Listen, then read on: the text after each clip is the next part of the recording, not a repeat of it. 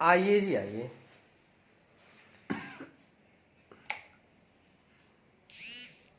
आइए जी आइए। गाते मुस्कुराते आइए, नाचते हुए आइए। आइए भाई साहब आइए।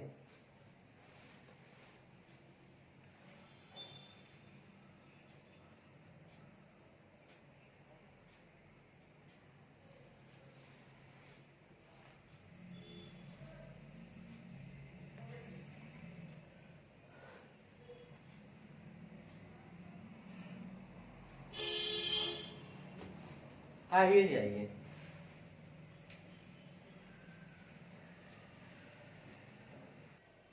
आइए जी आइए।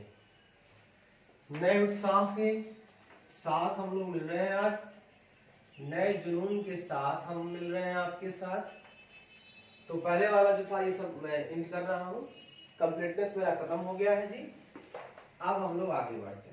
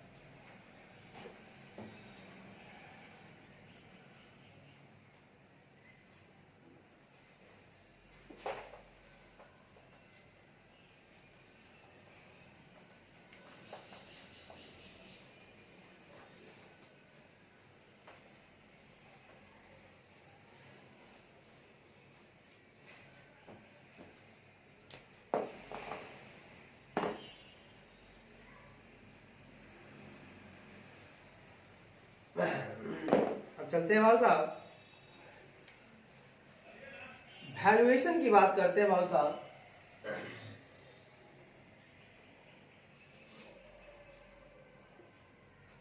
अब हम बात करेंगे भाव साहब, मूल्यांकन की बात करेंगे। जी हाँ, बात कीजिए ना जी। मैंने कहा PPE have been valued appropriately and as per generally accepted accounting policies and practices। कहता है PPE का मूल्यांकन उचित रूप से, PPE का मूल्यांकन उचित रूप से और आमतौर पर स्वीकृत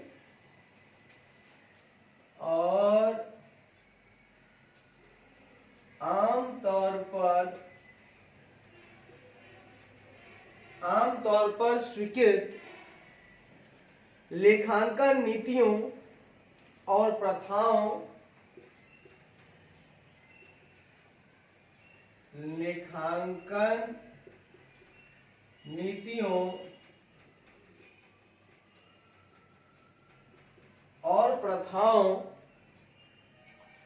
के अनुसार किया गया है।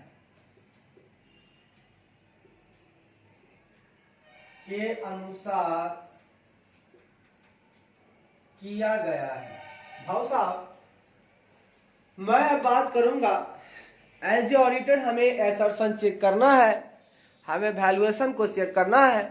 तो वैल्यूएशन में मैं बात करूंगा कि पीपी का जो वैल्यूएशन होगा, मूल्यांकन होगा, वो एप्रोप्रिएटली होना चाहिए और generally accepted accounting policies and practices के अनुसार होना चाहिए। यानी लेखांकन जो है ना, आमतौर पर स्वीकृत लेखांकन नीतियों और प्रथाओं के अनुसार किया गया है।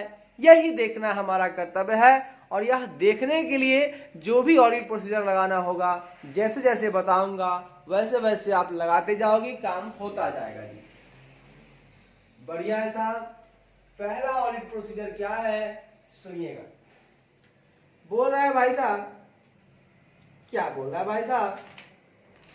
बोल रहा है भाई साहब, it is a common understanding that, यह एक आम समझ है कि, यह एक आम, बोलिए, या सामान्य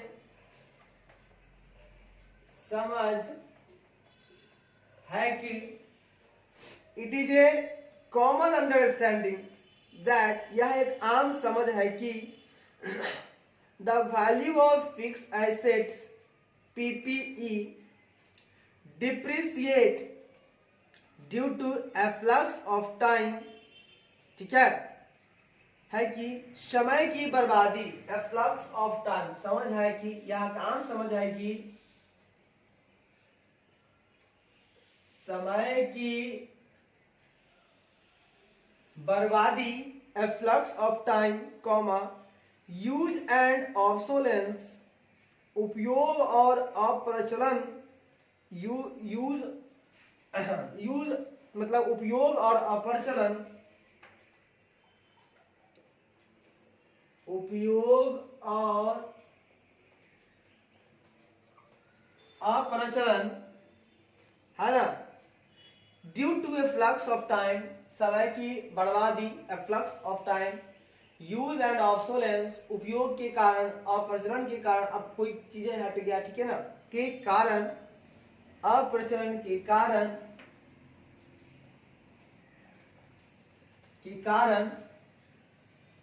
वैल्यू ऑफ फिक्स एसेट्स, अचल संपत्तियों, या आप बोल सकते हो PPE डिप्रिसिएट्स, या है ना,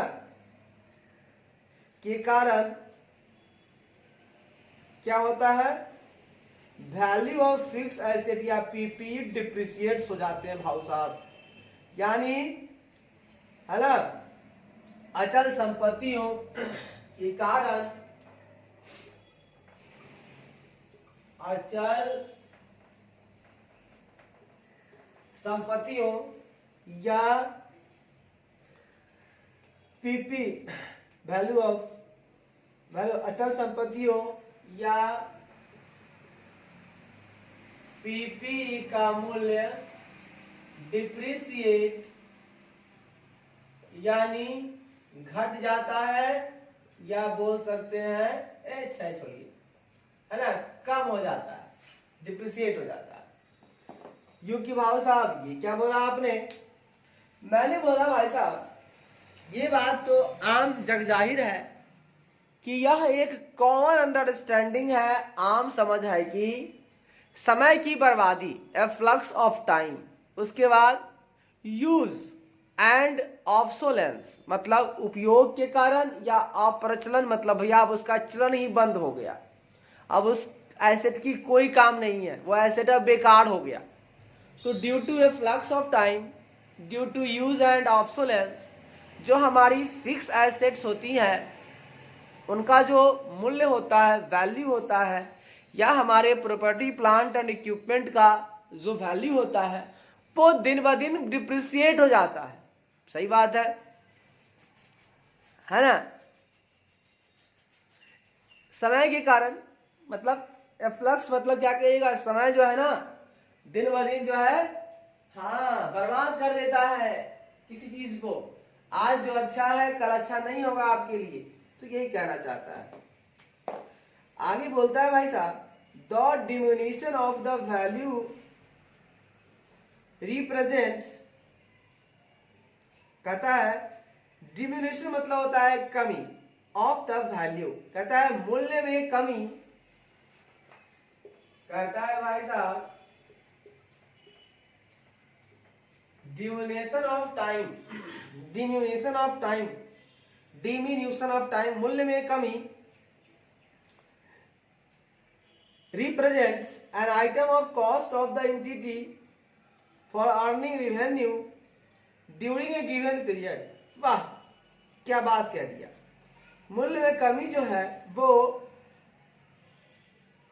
है ना गिवन पीरियड निश्चित ड्यूरिंग ए गिवन पीरियड निश्चित अवधि के दौरान मूल्य में कमी निश्चित अवधि के दौरान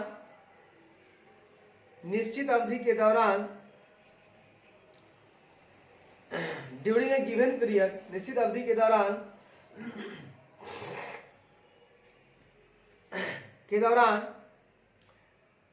an item of cost of entity for earning revenue है ना दौरान अर्निंग रेवेन्यू मतलब दौरान राजस्व अर्जित करने के लिए फॉर अर्निंग रेवेन्यू मतलब राजस्व अर्जित करने के लिए अवधि के दौरान राजस्व अर्जित करने के लिए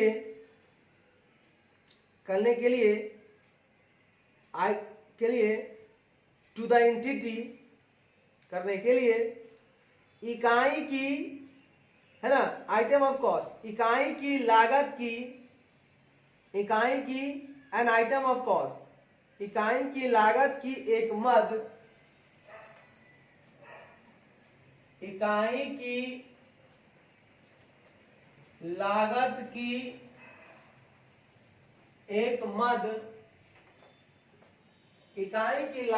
एक मद का को रिप्रेजेंट करती है का प्रतिनिधित्व करती है मद का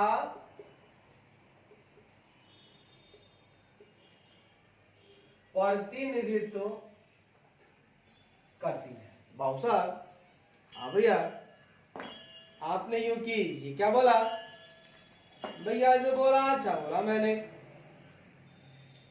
ठीक है बाबू साहब अच्छा बोला तो समझा भी दीजिए जरूर समझाएंगे भाई साहब टेंशन नहीं लेना है एकदम प्यार मोहब्बत से लेना।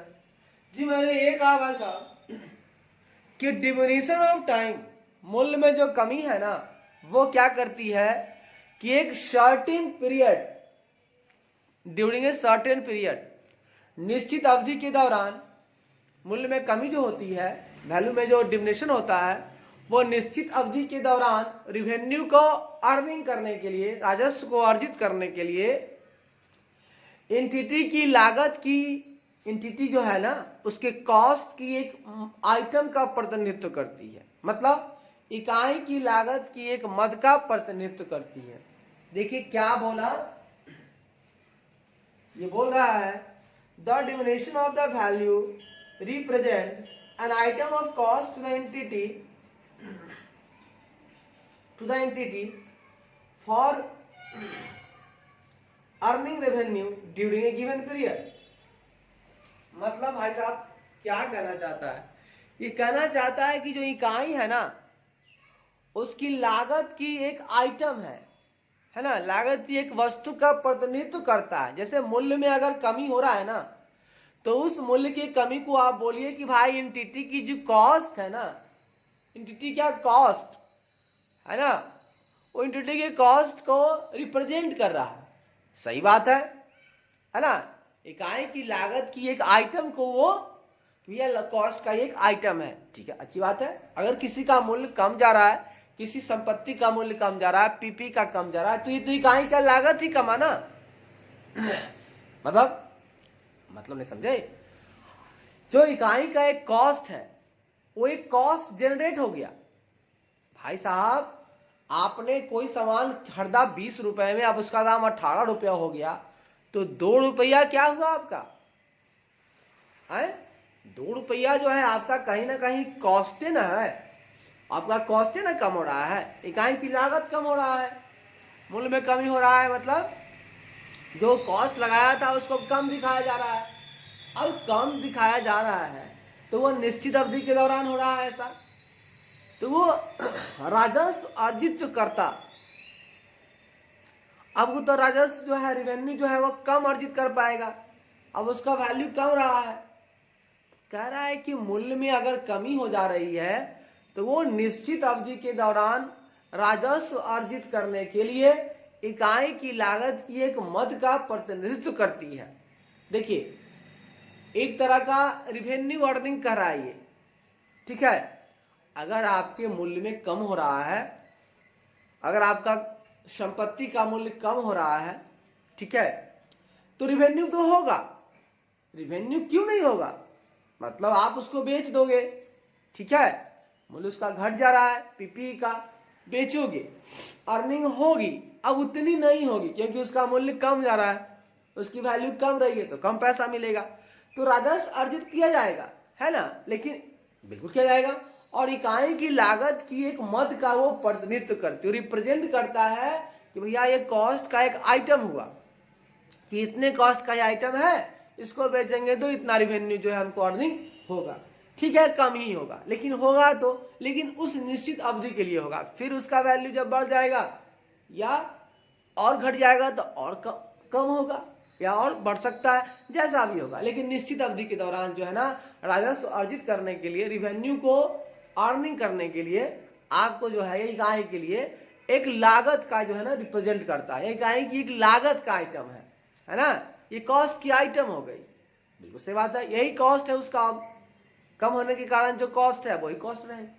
तो बढ़िया है साहब, अच्छा है साहब, आगे बढ़िए भाई साहब।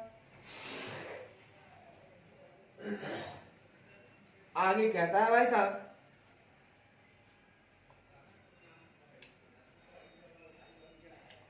unless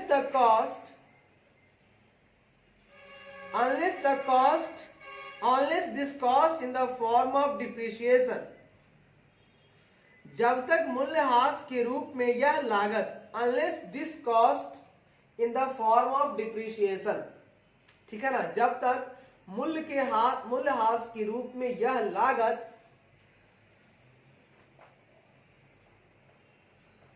जब तक मूल्यह्रास के रूप में यह लागत, जब तक मूल्यह्रास के रूप में यह लागत, unless this cost in the form of depreciation, जब तक मूल्यह्रास के रूप में यह लागत is charged to the accounts, यह लागत खातों से नहीं ली जाती है, यह लागत खातों से नहीं ली जाती है, नहीं ली जाती है, नहीं ली जाती है, the profit or loss would not be correctly ascertained, तब तक लाभ या हानि का सही ढंग से पता नहीं लगाया जा पाएगा। हाँ, सही बात है, तब तक लाभ या हानि का, तब तक लाभ या हानि का करेक्टली का सही ढंग से पता नहीं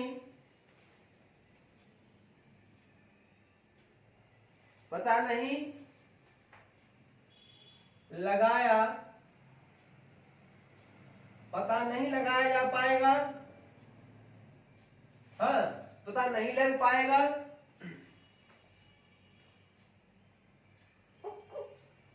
पता नहीं लग पाएगा। और द वैल्यू ऑफ पीपीई और पीपीई के would be shown at higher amount, और पीपीई के मूल्यों को, वैल्यू ऑफ पीपीई और पीपीई की मूल्यों को, और पीपीई की मूल्यों को, और पीपीई की मूल्यों को हायर अमाउंट में दिखाया जाएगा, उच्च मात्रा में दिखाया जाएगा, मूल्यों को उच्च मात्रा में दिखाया जाएगा। सुन के लीजिएगा, मैंने क्या बोला भाई साहब, क्या बोला मैंने? आइए जी क्या बोला बताता हूं। देखिए भाई साहब, मैंने ये बोला कि जब तक जो मूल्यह्रास हुआ है in the form of depreciation, तो अनटिल, जब तक मूल्यह्रास के रूप में यह जो कॉस्ट है, दिस कॉस्ट है ना, this cost is in the form of depreciation, depreciation के रूप में आपके पास जो लागत है ना, अगर वो खातों से नहीं लिया जाता, मतलब खातों में उसको चार्ज नहीं किया जाता, हाँ, अकाउंट से उसको हम लोग लेते नहीं है, मतलब अकाउंट से उसको हटाना होगा कॉस्ट को, तो जब तक नहीं लेते हैं तब तक जो हमको प्रॉफिट या लॉस दिखता है वो करेक्टली हम एसरटेन नहीं करा पाएंगे, हम उसको सही ढंग से पता नहीं लग पाएगा, तब तक लाभ या हानि का सही ढंग से पता नहीं लग पाएगा, जब तक कि आप मूल्यह्रास के रूप में जो भी आपके पास कॉस्ट है, दिस कॉस्ट, उसको जब तक आप अकाउंट से चार्ज नहीं करते हैं तब तक लाभ या हानि का सही ढंग से पता नहीं लग पाएगा। और जो पीपीई के मूल्य हैं भैया वो तो उच्च मात्रा में दिखते रहेंगे, सही बात है, पीपीई के मूल्य को उच्च मात्रा में दिखाया जाएगा। अब भाई दिखाया जाएगा तो गलत चीजें हैं। अब इसके लिए भैया ऑडिटर को क्या करना होगा, सुनिएगा, ऑडिटर सेल शुड, लेखा परीक्षक को चाहिए, लेखा परीक्षक को चाहिए। भाव साहब लेखा परीक्षक को क्या चाहिए? पॉइंट नंबर 1 देखिए, कहता है भाव साहब, वेरीफाई दैट, सत्यापित करें कि, वेरीफाई दैट, सत्यापित करें कि, भाई साहब क्या सत्यापित करें? तो सत्यापित करें कि दो entity has charge depreciation on all items of PPE, इकाई, सत्यापित करें कि इकाई ने पीपीई की सभी वस्तुओं पर, सत्यापित करें कि इकाई ने पीपीई की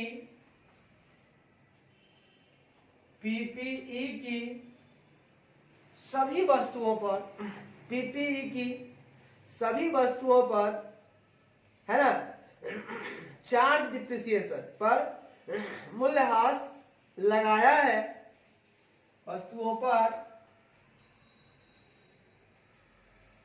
मूल्यह्रास, सभी वस्तुओं पर मूल्यह्रास लगाया है, ठीक है, लगाया है, अनलेस, सुनिएगा भाई साहब, unless any item of PPE, लगाया है, जब तक कि पीपीई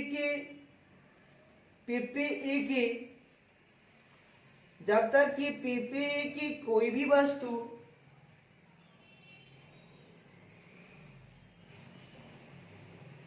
जब तक कि पीपीई की कोई भी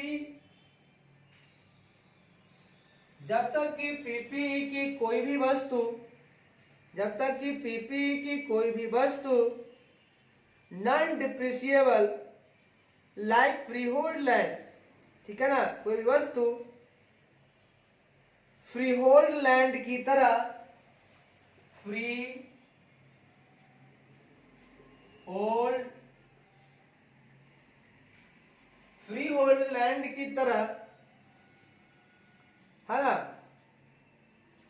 नॉन डिप्रिशिएबल ना हो, तरह गैर मूल्यह्रास योग्य ना हो,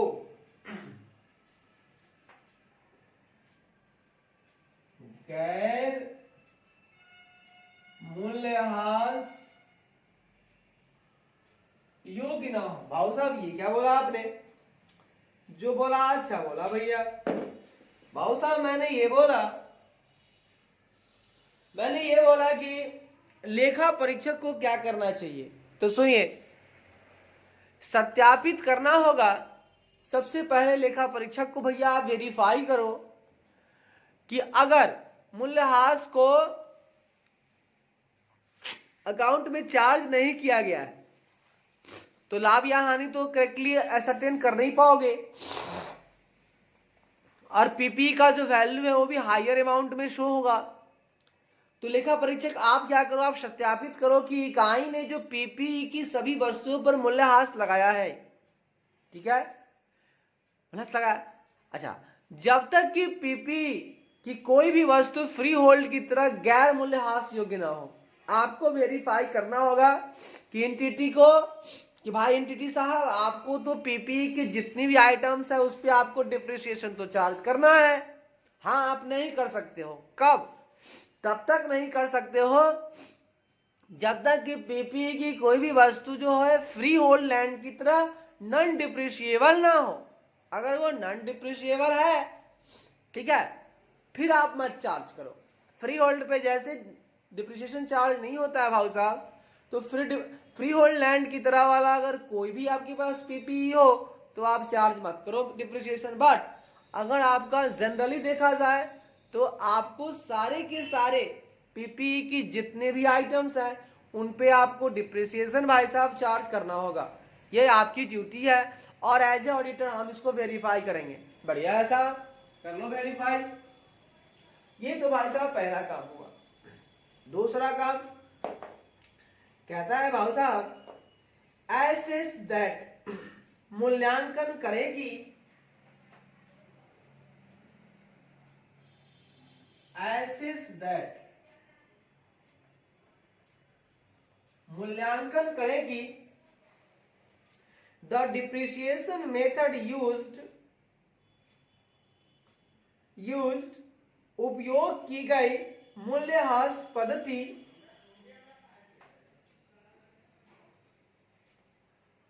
उपयोग की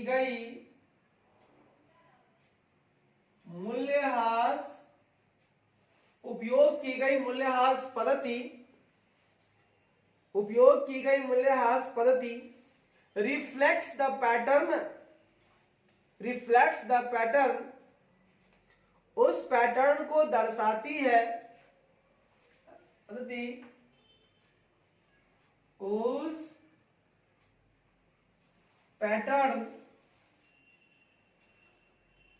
पैटर्न को रिफ्लेक्ट, उस पैटर्न को दर्शाती है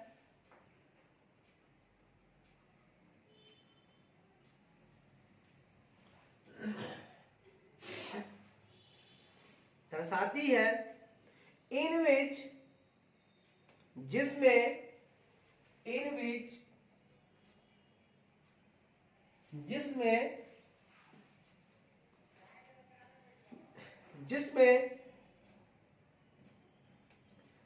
as the asset future economic benefits, जिसमें परिसंपत्तियों के भविष्य आर्थिक लाभों, जिसमें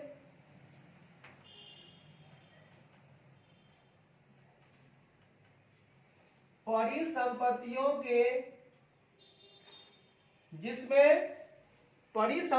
के भविष्य आर्थिक लाभों, परिसंपत्तियों के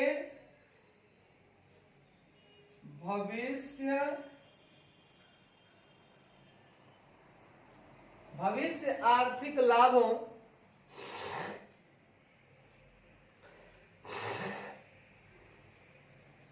है ना के, याद रखिएगा, परिसंपत्तियों के भविष्य के आर्थिक लाभों, ठीक है, परिसंपत्तियों के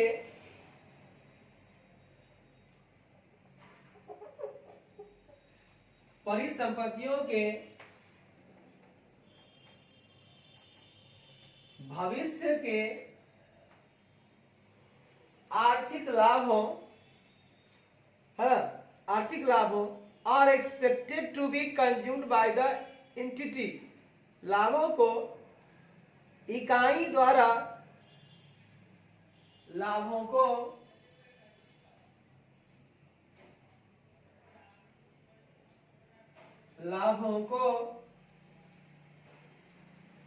इकाई द्वारा consumed, expected to be consumed, इकाई द्वारा उपभोग की जाने की उम्मीद है, इकाई द्वारा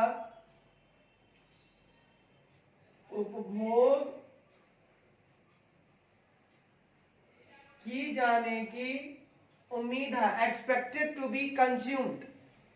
भाव साहब, हाँ भैया, मैंने ये क्या बोला, मैंने पूरी इंग्लिश पहले बोल देता हूं। मैंने बोला भाव साहब, assess that the depreciation method used reflects the pattern in which the asset's future economic benefits are expected to be consumed by the entity। भाव साहब, मैंने ये बोला कि एसेस करना है, आपको मूल्यांकन करना है कि जो यूज हो रहे हैं डिप्रिसिएशन मेथड, जो भी उपयोग की गई मूल्यह्रास पद्धति है ना, उस पद्धति को दर्शाती है। ये जो पद्धति है उस पैटर्न को दिखाती है, उस धारा को दर्शाती है, उस दिशा को दर्शाती है, उस पैटर्न को दर्शाती है जो आजकल चल रहे हैं। तो ये जो मूल्यह्रास पद्धति का यूज हो रहा है, ये उस पैटर्न को दर्शाती है जिसमें परिसंपत्तियों के भविष्य के आर्थिक लाभ, है ना, जो एसेट है उसके जो फ्यूचर इकोनॉमिक बेनिफिट है, उनको एंटिटी द्वारा, बाय द एंटिटी, उनको एंटिटी द्वारा कंज्यूम्ड की जाने, एक्सपेक्टेड टू बी कंज्यूम्ड, इकाई के द्वारा उपभोग की जाने की उम्मीद है। भाई साहब, इकाई द्वारा एक्सपेक्टेड टू बी कंज्यूम्ड, उपभोग की जाने की उम्मीद है। तो ये कह रहा है, ये जो मूल्यह्रास की पद्धति है कि भैया घटा देना एसेट को, तो यह दर्शाती है कि जो संपत्ति है उनका भविष्य में जो भी इकोनॉमिक बेनिफिट होगा वो भैया इकाई उसको कंज्यूम करने का के लिए एक्सपेक्टेड है, वही उम्मीद है कि वो उपभोग कर लेगा। बिल्कुल सही बात है कि अगर आप मूल्यह्रास पद्धति करते हो, आप एसेट का वैल्यू घटाते जाते हो कि भैया संपत्ति तो था आपका 1 करोड़ का, अब आप दिखा रहे हो भैया मेरा संपत्ति है 90 लाख का, तो 90 लाख का संपत्ति है, ठीक है, तो 90 लाख का संपत्ति आप दिखा रहे हो, ठीक है, तो अब 90 लाख में कोई आपको इकोनॉमिक बेनिफिट तो होगा।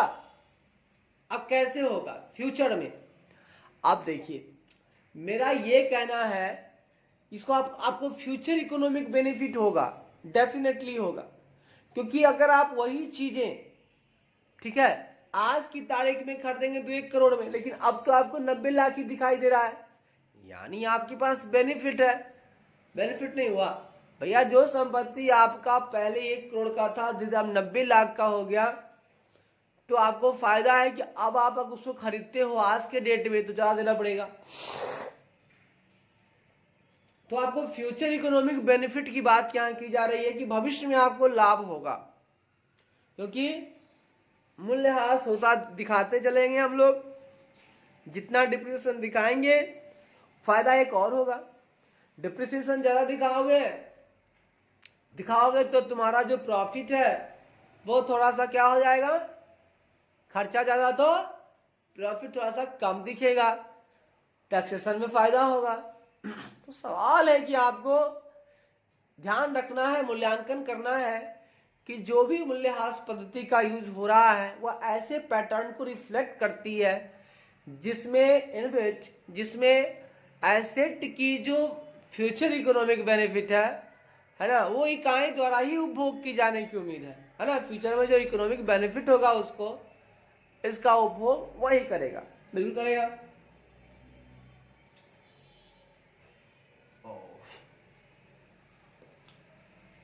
सुन के लीजिएगा,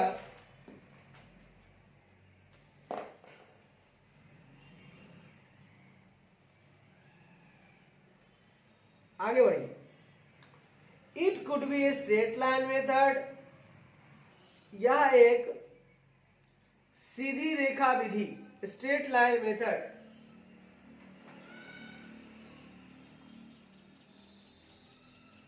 यह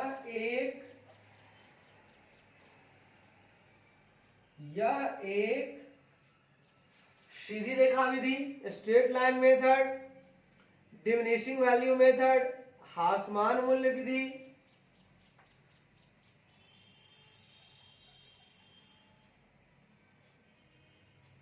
ह्रासमान मूल्य विधि, diminishing value method, straight line method, unit of production method, उत्पादन की इकाई विधि, यूनिट ऑफ प्रोडक्शन मेथड, उत्पादन की इकाई विधि,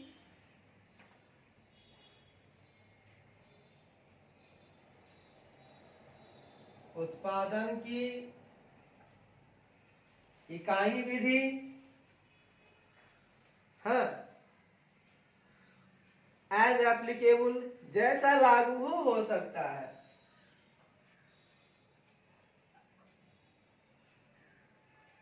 जैसा लागू हो सकता है।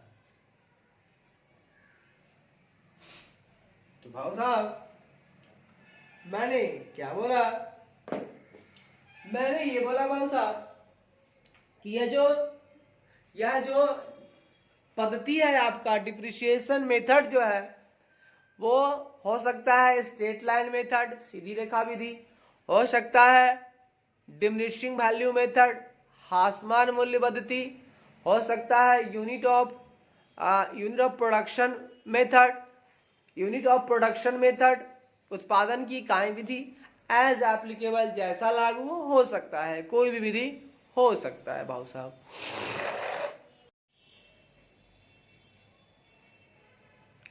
आइए जी, आइए, हंसते गाते आइए जी, मुस्कुराते हुए आइए जी, लेकिन आइए जरूर जी, आपका स्वागत है जी। हाँ भाई साहब, अभी आ रहे हैं हम लोग।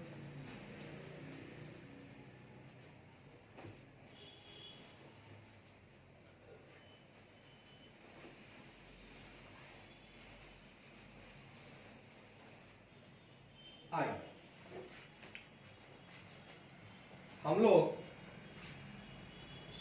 कहां तक खत्म किए थे? हाँ जी, हम लोगों ने खत्म कर लिया था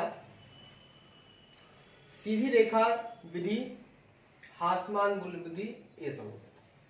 ठीक है, अभी हम लोग वैल्यूएशन की बात कर रहे हैं जी।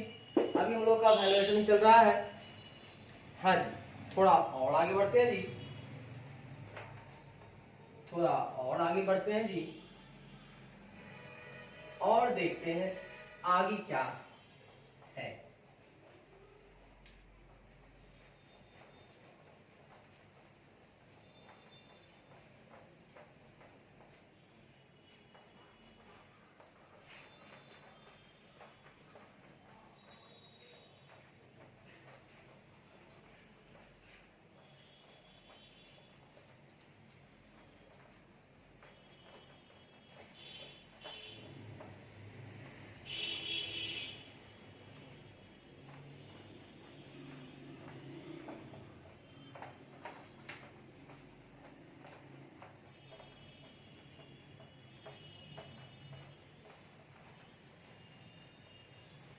आइए भाई साहब, आइए, कहता है जी,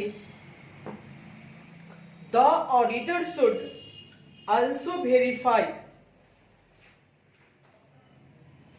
the auditor should also verify, लेखा परीक्षक को यह भी सत्यापित करना चाहिए, लेखा परीक्षक को यह भी सत्यापित करना चाहिए कि whether the management has क्या प्रबंधन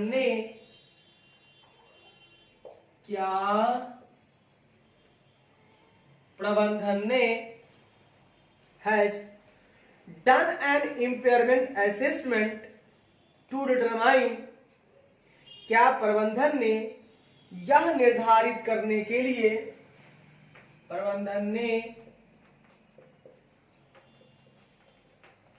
यह निर्धारित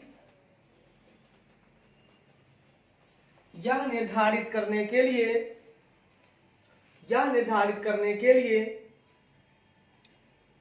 हानि मूल्यांकन किया है, टू डिटरमाइन करने के लिए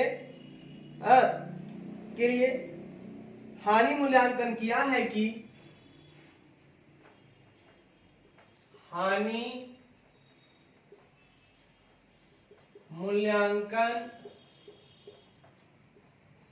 कि इम्पेयरमेंट असेसमेंट किया है कि whether an item of property plant and equipment है कि whether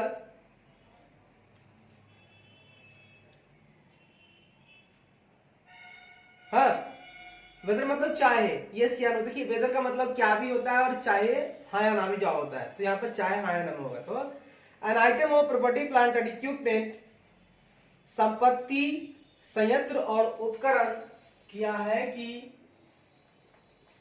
संपत्ति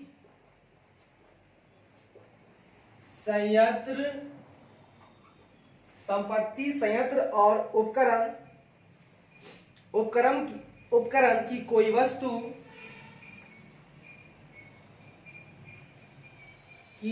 वस्तु any item is impaired as per the requirement of S 18, है ना। कोई वस्तु S 28 impairment of assets, S 28 परिसंपत्तियों की हानि, कोई वस्तु एस 28 इम्पेयरमेंट ऑफ एसेट्स परिसंपत्तियों की हानि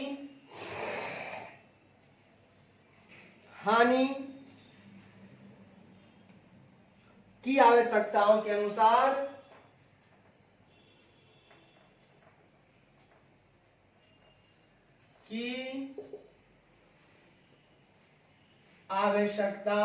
अनुसार इज इम्पेयर्ड, क्षतिग्रस्त है या नहीं।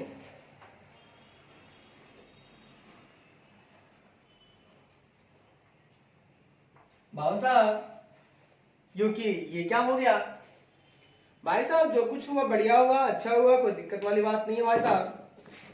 आप प्यार मोहब्बत पे लगे रहिए, सारा काम हो जाएगा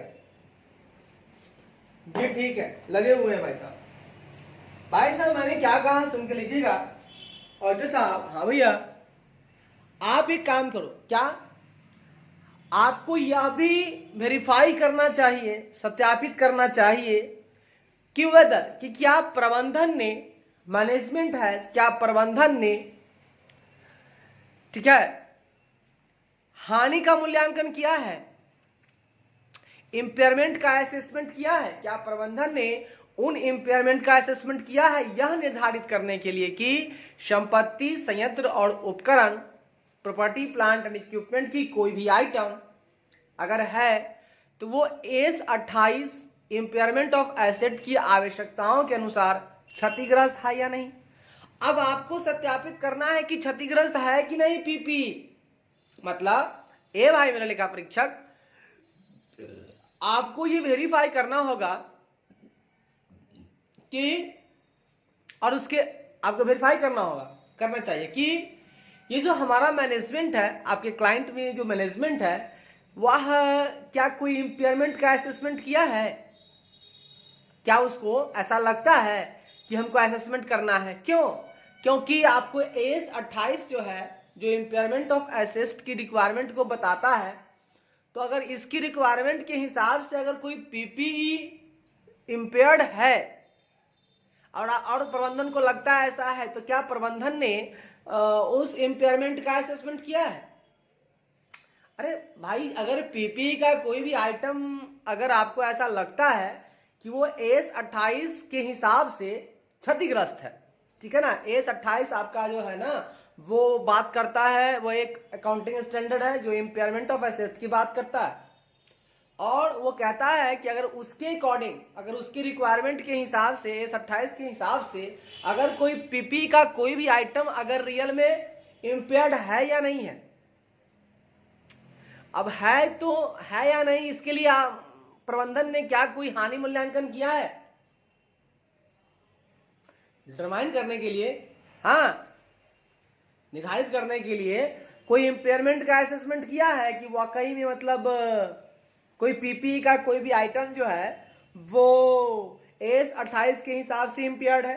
अगर AS28 के हिसाब से इम्पेयर्ड है, जो AS28 बात करता है हमको असेसमेंट करता है, आपको इम्पेयरमेंट ऑफ एसेट की बात करता है, तो उसके रिक्वायरमेंट के हिसाब से अगर कोई इम्पेयर्ड है, अगर इम्पेयर्ड है तो साहब है कि नहीं, ये पता लगाने के लिए आपको इम्पेयरमेंट का असेसमेंट करना होगा कि क्या इम्पेयरमेंट का असेसमेंट होगा। तो मेरे ऑडिटर साहब, आप जरा सा इनको भी वेरीफाई कर लीजिएगा। ठीक है साहब, कर लेंगे, चिंता करने की बात नहीं। चलिए, अब हमारा यहां तक आपके हिसाब से देखा जाए तो मेरा वैल्यूएशन भी खत्म हो गया है। अब मैं राइट एंड ऑब्लिगेशन की बात करूंगा जी। अब मैं राइट एंड ऑब्लिगेशन की बात करूंगा। प्यार मोहब्बत से ध्यान से आप देखते रहिए। आइए जी, आइए।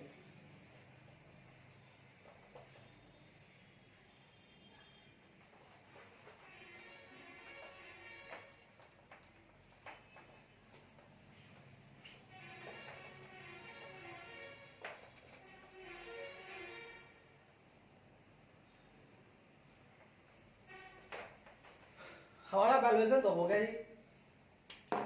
अब भाई साहब बात करेंगे हम लोग राइट्स एंड ऑब्लिगेशन की बात करेंगे। राइट्स एंड ऑब्लिगेशन बोले तो अधिकार और दायित्व की बात करेंगे भाई साहब।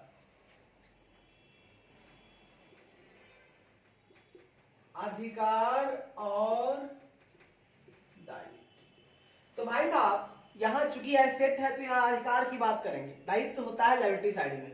तो चूंकि मेरे लिए पीपी एसेट है तो एसेट की बात करेंगे, तो राइट्स की बात करेंगे हम। ठीक है, घबराने की जरूरत नहीं है भाई साहब। लीजिए भाई साहब, लीजिए। आगे बात करते हैं। कहते हैं भाई साहब, the entity has valid legal ownership rights. Entity has, इकाई के पास, ओवर द पीपी। भाई साहब, इकाई के पास पीपीई के ऊपर, इकाई के पास, इकाई के पास पीपीई के ऊपर, ठीक है, इकाई के पास पीपीई के ऊपर वैध कानूनी स्वामित्व अधिकार, वैध कानूनी स्वामित्व अधिकार, valid legal ownership right, valid legal ownership right, valid legal ownership right, valid legal ownership right, valid legal ownership right, वैध कानूनी स्वामित्व अधिकार, वैलिड लीगल ऑनरशिप राइट अधिकार है। पीपी के ऊपर वैलिड लीगल ऑनरशिप राइट है।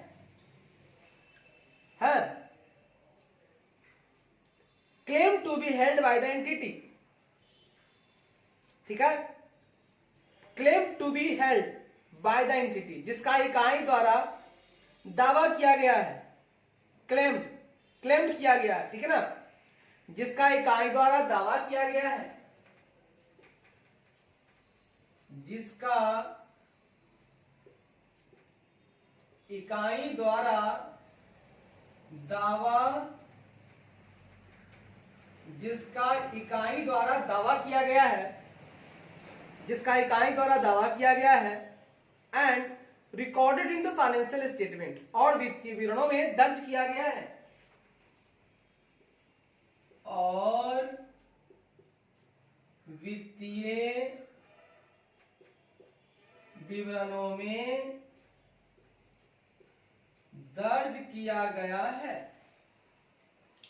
भाव साहब, अब हम बात जो कर रहे हैं प्यार मोहब्बत सुनिएगा, मजा आ जाएगा, दिल थाम के सुनिएगा, एकदम रोंगटा खड़ा हो जाएगा आपका, बिल्कुल रोंगटा खड़ा होगा भाव साहब, रोंगटा, रोंगटा सीट वाली बात करेंगे, रोंगटा सीट वाली बात। देखिए भाई साहब, अब हम राइट्स एंड ऑब्लिगेशन की जब चर्चा कर रहे हैं तो वहां पे मैं आपको ब्रीफ डिस्क्रिप्शन दे दूं कि मुझे क्या क्या करना है चर्चा, और क्या क्या इसके लिए मेरा ऑडिट प्रोसीजर लगेगा। तो चर्चा ये है कि हमारे एंटिटी के पास जो पीपी है उसके ऊपर वैलिड लीगल ऑनरशिप राइट है क्या, पीपी के ऊपर वैध कानूनी स्वामित्व अधिकार है, जिसका इकाई द्वारा दावा किया गया है ना। इकाई ने क्या किया है, क्लेम किया है, क्लेम को हेल्ड किया है कि भैया इस पीपी पे मेरा वैलिड लीगल ऑनरशिप राइट है, और वित्तीय विवरण में हमने दर्ज किया है, फाइनेंशियल स्टेटमेंट में रिकॉर्डेड है।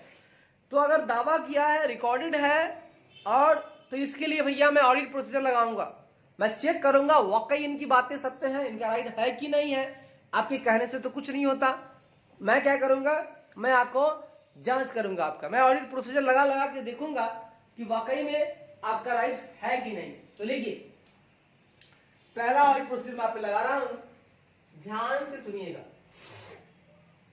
पहला प्रोसीजर भाव साहब, in addition to the procedures undertaken for verifying completeness of additions to PPE during the period under audit, कहता है लेखा परीक्षा के तहत अवधि के दौरान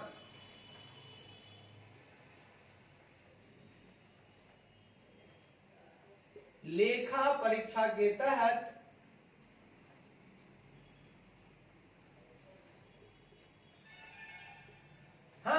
लेखा परीक्षा के तहत अवधि के दौरान पीपीई में एडिशंस, पीपीई में परिवर्धन की पूर्णता, पीपीई में परिवर्धन की कंप्लीटनेस, परिवर्धन की पूर्णता, फॉर वेरीफाइंग की पुष्टि करने के लिए, पूर्णता की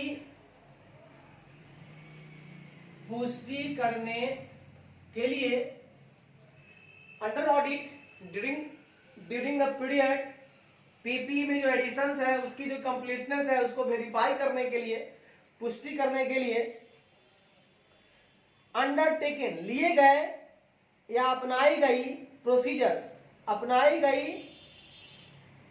प्रोसीजर्स, प्रविधियों, अपनाई गई प्रविधियों पुष्टि करने के लिए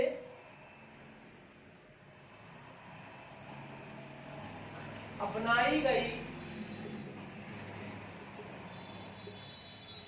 प्रविधियों, बोलिए प्रक्रियाओं, बोलिए, मतलब देखिए प्रोसेस मतलब होता है प्रक्रिया, प्रोसीजर मतलब होता है प्रविधि, ध्यान रखिएगा, हम बताए दोनों का अंतर, ठीक है ना।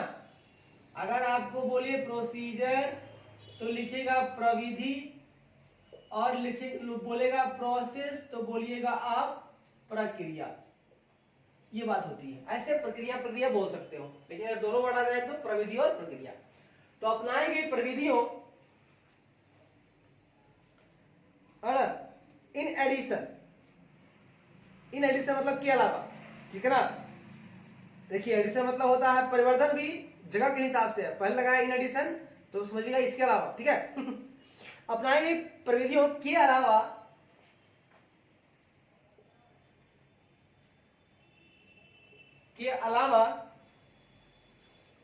द ऑडिटर, के अलावा the audited while performing testing of addition परिवर्धन की परीक्षण करते समय, परफॉर्मिंग टेस्टिंग ऑफ एडिशंस, परिवर्धन की परीक्षण करते समय, ठीक है, परिवर्धन का परीक्षण करते समय, परिवर्धन का परीक्षण करते समय ऑडिटर यानी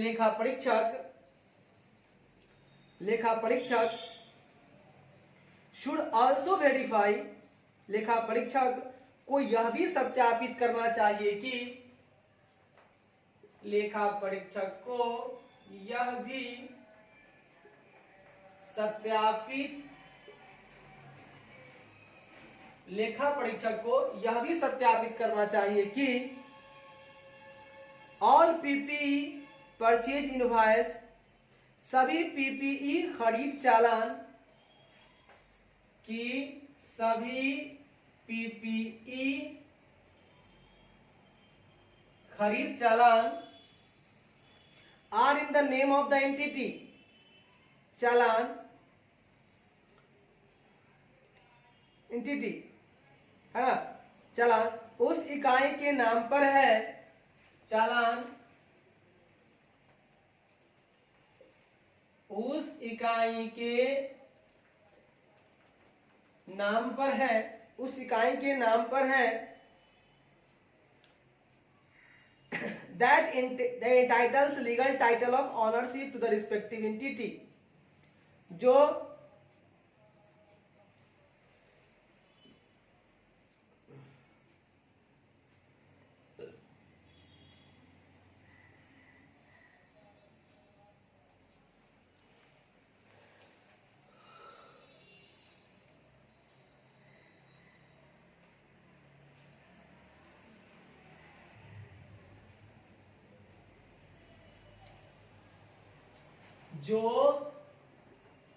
रिस्पेक्टिव, जो संबंधित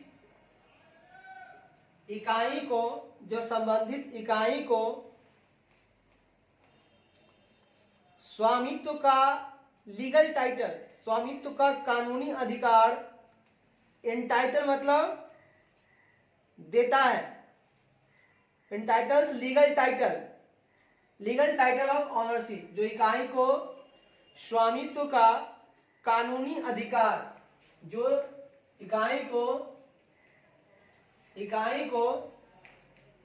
स्वामित्व का, इकाई को स्वामित्व का,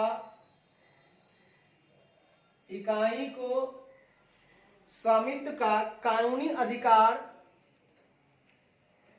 अधिकार एंटाइटल मतलब देता है।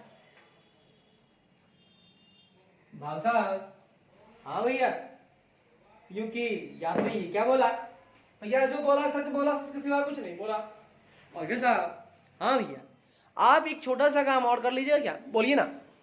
आपको क्या करना है, राइट्स एंड ऑब्लिगेशन में देखना है कि लेखा परीक्षा के तहत, ठीक है, ऑडिट के तहत अवधि के दौरान में अगर किसी पीपीई में एडिशन हुआ है, अच्छी बात है, उस पीपीई में जो परिवर्धन हुआ है, मतलब कुछ बढ़ाया गया है, वो उसकी पूर्णता, उसकी कंप्लीटनेस को वेरीफाई करने के लिए आपको, मतलब उसकी पूर्णता मतलब कंप्लीट है, जितना एडिशन होना था अगर पीपीई में हो गया है, ये बातें पूर्ण है, इसकी पुष्टि करनी होगी। और उसकी पुष्टि करने के लिए आपने जो कोई भी प्रोसीजर लगाया है कि हाँ भैया ये कंप्लीटनेस है, कंप्लीट है, जो जो एडिशन हुए हैं इस पीपीई में शामिल हैं, ये कुल पीपीई दिया जा रहा है। तो जो भी प्रोसीजर लगाए आपने जो भी अंडरटेकन किया, जो भी प्रोसीजर अंडरटेकन किया है ना, आपने वेरीफाई करने के लिए कंप्लीटनेस को कि हाँ भैया पीपीई में सारे एडिशन शामिल है। उसके अलावा आप एक काम और करो, क्या साहब, जो परिवर्धन का ना परीक्षण करते समय, आप एडिशन की टेस्टिंग करते समय है ना, वाइल टेस्टिंग द एडिशन करते समय लेखा परीक्षक को थोड़ा सा ये भी सत्यापित करना चाहिए, लेखा परीक्षक को यह भी वेरीफाई करना चाहिए कि जो सभी पीपीई खरीद चालान है, जो सारे पीपीई परचेज इनवॉइस है, सारे परचेज इनवॉइस, सारे पीपीई खरीद चालान जो है वो उस इकाई के नाम पर है। सारे जो पीपी खरीद चालान है वो उसी इकाई के नाम पर है। देखिए आपने एडिशन तो देख लिया, बढ़िया है, कंप्लीटनेस के लिए आपने प्रोसीजर लगा दिया, लेकिन आप एडिशन को देखते समय आप लेखा परीक्षक को यह भी थोड़ा सा वेरीफाई कर लेना चाहिए कि क्या सभी पीपी जो परचेज इनवॉइस है उसी इकाई के नाम पर है, जो संबंधित इकाई है, जो रिस्पेक्टिव इकाई है ना, उसी के नाम पर है क्या, और उस इकाई के पास ऑनरशिप का लीगल राइट है क्या, लीगल टाइटल है क्या, मतलब स्वामित्व का कानूनी अधिकार है उसके पास, उसके लिए टाइटल है क्या। यानी पीपी का खरीद चालान इकाई के नाम पर होगा तभी तो उसको स्वामित्व का कानूनी अधिकार मिलेगा। ठीक है, तो आप थोड़ा सा ये भी देख लीजिएगा कि जितने भी एडिशन हुए हैं और तो ठीक होने चाहिए, तो थोड़ा देख लीजिए पीपी में जो एडिशन हो रहे हैं और कुछ कुछ खरीद रहा है वो तो परचेज इनवॉइस आ रहा है, तो क्या वो सारे परचेज इनवॉइस उसी एंटिटी के नाम पर है, और तब और उस एंटिटी के पास उसका ऑनरशिप लीगल टाइटल तो देगा, वही देगा ना, इकाई के नाम पर रहेगा तब ना हम कहेंगे हाँ भैया आपके पास ऑनरशिप का लीगल टाइटल के लिए आप इंटाइटल है, लीगल टाइटल के लिए आप इंटाइटल है, कि तभी बोलेंगे जब उसके नाम पर होगा। बढ़िया साहब, तो जरा सा ये भी देख लीजिएगा। ठीक है भैया, देख लेंगे, चिंता काय करने का। आइए भैया आइए, थोड़ा और आगे बढ़ते हैं भाई साहब। अगला प्राप्त कहता है for all additions to land and building in particular मतलब विशेष रूप से भूमि और भवन में, विशेष रूप से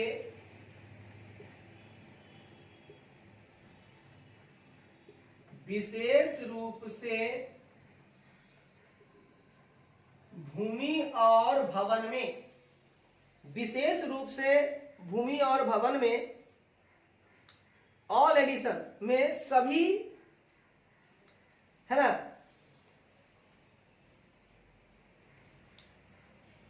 सभी परिवर्धन के लिए, भवन में सभी परिवर्धन के लिए, सारे एडिशंस के लिए, अगर लैंड एंड बिल्डिंग में कुछ एडिशन हो रहा है उसके लिए बात कर रहा हूं मैं, के लिए the auditor should check, auditor को यह auditor should check the conveyance deed, sales deeds to verify whether the entity is legal and valid or not। तो ऑडिटर को यह सत्यापित करने के लिए, ठीक है ना, लेखा परीक्षक को यह सत्यापित करने के लिए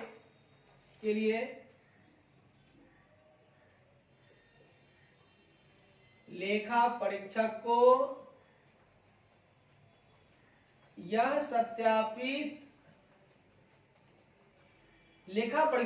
सत्यापित करने के लिए, लेखा परीक्षक को यह सत्यापित करने के लिए,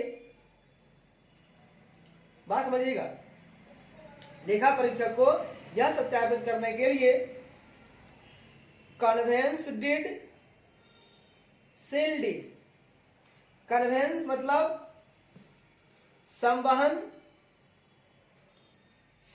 डीड, ठीक है ना, कन्वेंस डीड, थोड़ा अंग्रेजी लिखिए भाई साहब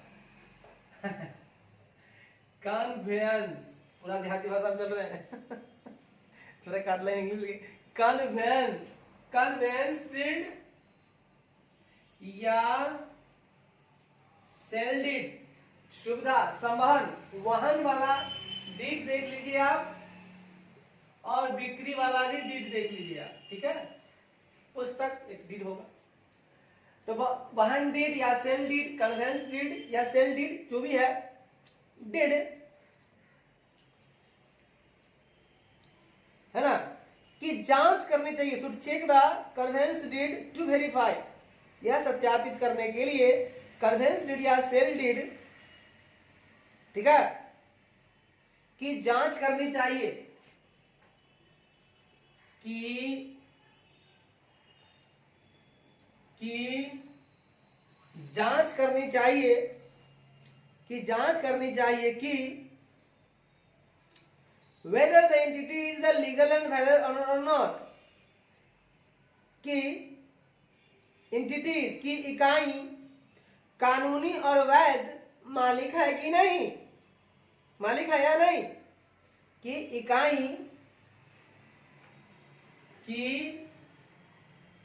इकाई वैध और लीगल, कानूनी और वैध मालिक, कानूनी और वैध मालिक है क्या नहीं।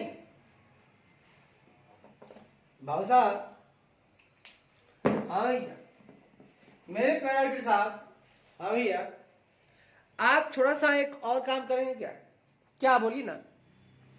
मैंने बोला इन पर्टिकुलर, विशेष रूप से मैं बात कर रहा हूं, विशेष रूप से मैं बात कर रहा हूं भूमि और भवन, लैंड और बिल्डिंग की बात कर रहा हूं, कि लैंड और बिल्डिंग में जितने भी परिवर्तन हुए हैं, जितने भी एडिशंस हुए हैं, सभी परिवर्तन के लिए आपको, यानी लेखा परीक्षक आप है ना, आपको यह सत्यापित करने के लिए कि इकाई जो है कानूनी और वैध मालिक है, जो एंटिटी है वो लीगल और वैलिड ऑनर है या नहीं है, किसका, लैंड और बिल्डिंग का, या लैंड और बिल्डिंग में जितने भी एडिशंस हुए हैं उसका, है ना, उसका जो एंटिटी है हमारा, वो उसका मालिक, ऑनर, वो भी वैलिड या लीगल, है ना, कानूनी, वैलिड, वैध, लीगल, कानूनी है या नहीं है।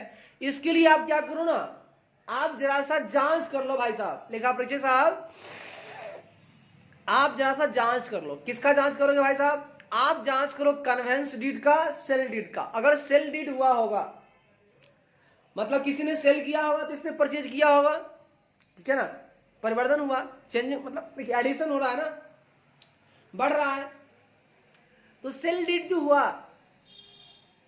या कन्वेंस डीड बोलिए उसको ना, कन्वे हुआ, उसके हाथ से मेरे हाथ आया, कन्वे डीड हुआ, तो इस पे नाम होना चाहिए, किसका भैया, उसका नाम होना चाहिए, आपकी एंटिटी का, तभी तो हम बोलेंगे कि हाँ भाई तू मालिक है इसका, लीगली भी है और वैलिड भी है। तो जरा सा आप ये भी देख लीजिएगा, लैंड और बिल्डिंग के लिए विशेष रूप से हमने आपसे बात करी है। बढ़िया है भाई साहब, देख लेंगे भाई साहब।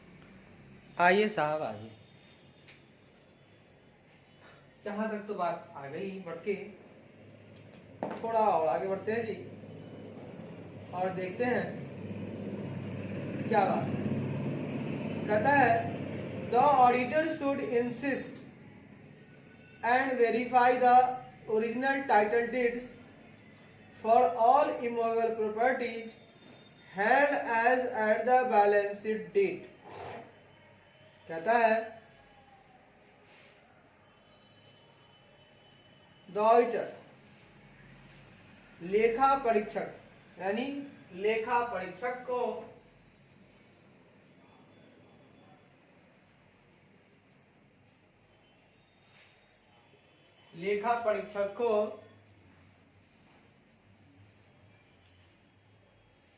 बैलेंस शीट की तारीख के अनुसार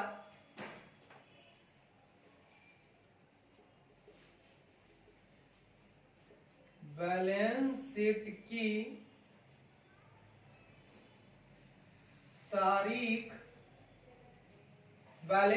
की तारीख के अनुसार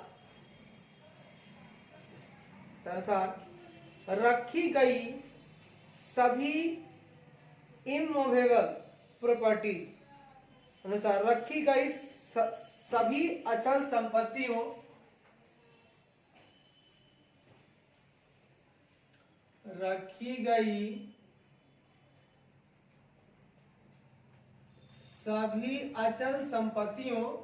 के अनुसार रखी गई सभी अचल संपत्तियों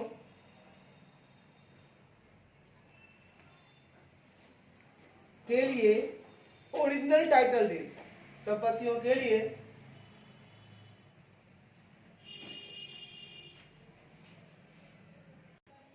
हाँ जी, तो लेखा परीक्षक को बैलेंस शीट की तारीख के अनुसार रखी गई सभी अचल संपत्तियों, रखी गई सभी अचल संपत्तियों के लिए ओरिजिनल टाइटल डीड, मूल स्वामित्व विलेख, डीड मतलब होता है जी विलेख, याद रखिएगा, सेल डीड बिक्री विलेख जो पहले बताए हैं आपको, और कन्वेंस डीड मतलब वहन विलेख, ठीक है, डीड मतलब होता है विलेख, याद रखिएगा। तो लेखा परीक्षक को बैलेंस शीट की तारीख के अनुसार रखी गई सभी अचल संपत्तियों के लिए मूल स्वामित्व विलेखों, अचल संपत्तियों के लिए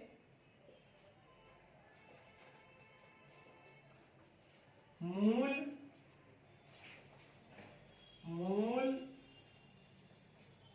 स्वामित्व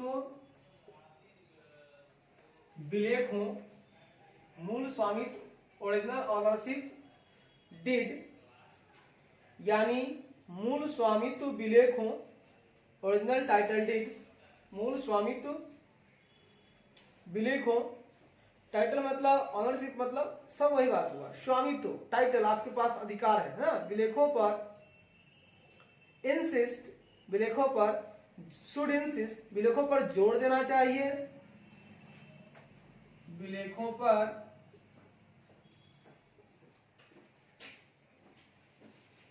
जोर देना चाहिए, और शुड इंसिस्ट जोर देना चाहिए, और वेरीफाई और सत्यापित करना चाहिए, शुड वेरीफाई और सत्यापित करना चाहिए। तो जी ठीक है भाई साहब, बात तो आपने फतेह की बोली है, जरा समझा भी देते हैं। आइए जी आइए बात करते हैं। मैंने कहा जी लेखा परीक्षक साहब, हाँ भैया, आप जो है ना, आप एज ए लेखा परीक्षक को बैलेंस शीट की तारीख के अनुसार, ठीक है, बैलेंस शीट की तारीख पर बात करें, अगर आपने कोई हेल्ड किया है, कोई ने आपने रखा है जितनी भी इमूवेबल प्रॉपर्टी, तो सभी अचल संपत्तियों के लिए जो इमूवेबल है उसके लिए ओरिजिनल टाइटल डीड, मूल स्वामित्व विलेखों पर जोर देना चाहिए। कि मान लीजिए अग्नि साहब, आप जो है ना ध्यान रखिएगा और आपको सत्यापित भी करना होगा कि बैलेंस शीट की तारीख पर के अनुसार, मतलब जितने सारे अचल संपत्ति हैं जिसको रखा है आपके एंटिटी ने, तो उस पर उसका मूल स्वामित्व विलेख मंगवाइए, उस पर आपको जोर देना चाहिए कि भैया लाओ, तुम्हारे पास ओरिजिनल टाइटल डीड होना चाहिए इसका, है ना, और आप इसको वेरीफाई कर लीजिए, आपको वेरीफाई करना चाहिए, ठीक है ना, सत्यापित कीजिए कि सारे अचल संपत्ति जो है वो बैलेंस शीट की तारीख पर जो है ना, एज ऑडिटर आपको क्या करना है, देखना है, सत्यापित करना है कि जितने सारे अचल संपत्ति है उनका जो ओरिजिनल टाइटल डीड है वो मंगवाइए, उन पर आप जोड़ दीजिए, एंटिटी को बोलिए देने के लिए, तभी तो आप सोचिएगा कि हाँ भाई इसका मालिक है ये। ठीक है भाई साहब, आगे कहता है भाई साहब, आगे बढ़िए, in case the entity has given such immovable property as security for any borrowings, कहता है इन केस, कौन सामने वाला भाई, आइए भाई साहब, ये बात तो आपको समझ में आ गई, जी हाँ। तो इन केस यानी यदि एंटिटी है, यदि इकाई ने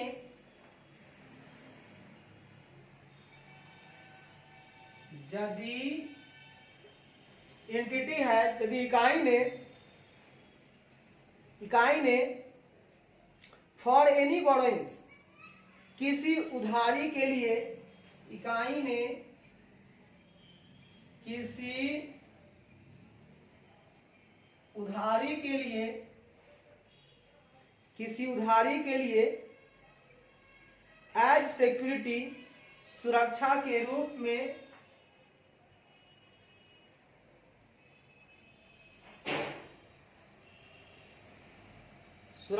रूप में सुरक्षा के रूप में सच इमूवेबल प्रॉपर्टी, ऐसी अचल संपत्ति हैज गिवन, ऐसी अचल संपत्ति दी है, सुरक्षा के रूप में ऐसी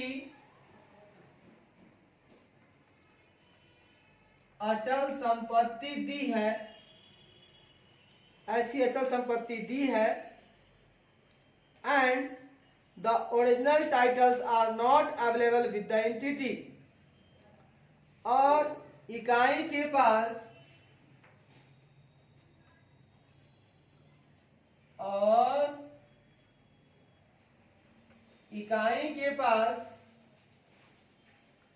मूल स्वामित्व विलेख उपलब्ध नहीं है, नॉट अवेलेबल। इकाई के पास मूल स्वामित्व विलेख, इकाई के पास मूल स्वामित्व विलेख, स्वामित्व विलेख उपलब्ध नहीं है, मूल स्वामित्व विलेख उपलब्ध नहीं है, तो the auditor should request the entity's management for obtaining a confirmation from the respective lenders। तो लेखा परीक्षक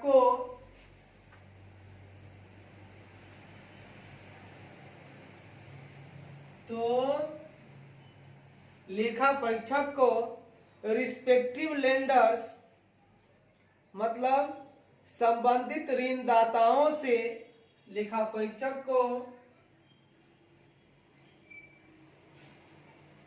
संबंधित ऋणदाताओं से ऑब्टेनिंग कंफर्मेशन से पुष्टि प्राप्त करने के लिए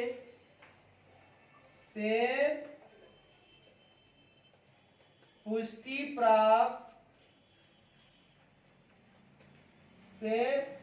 प्राप्त करने के लिए ऑब्टेनिंग कंफर्मेशन से पुष्टि प्राप्त करने के लिए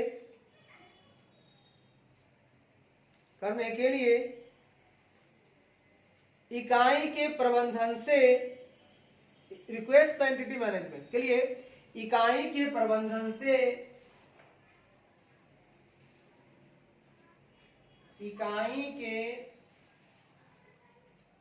प्रबंधन से शुड रिक्वेस्ट से अनुरोध करना चाहिए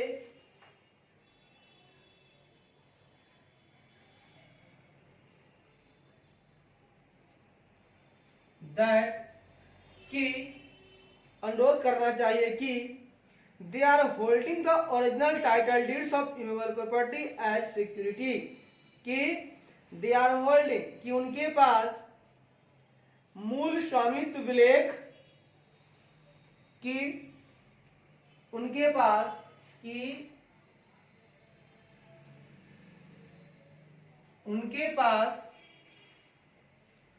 सुरक्षा के रूप में, उनके पास सुरक्षा के रूप में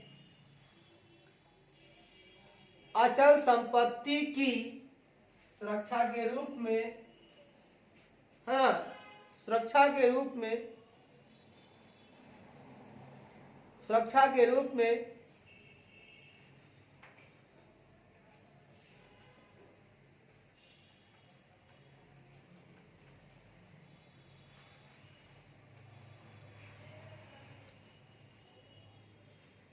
अचल संपत्ति की मूल स्वामित्व विलेख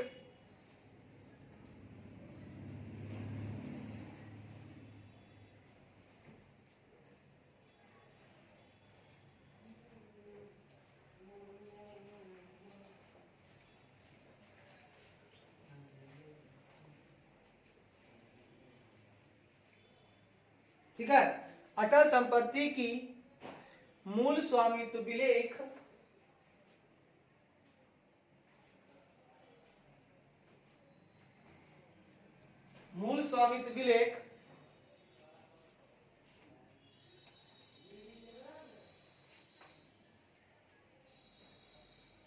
रखी गई है या रखी हुई है। भाई साहब ये क्या बोला आपने?